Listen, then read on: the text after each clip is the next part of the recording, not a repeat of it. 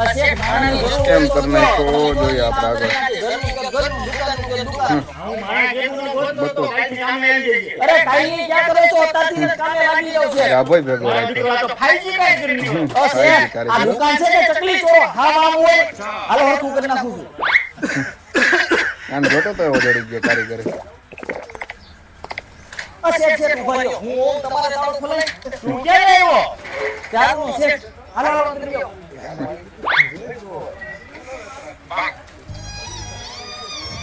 આ શેઠે કપલી આપી દ્યો હાલો આપી દો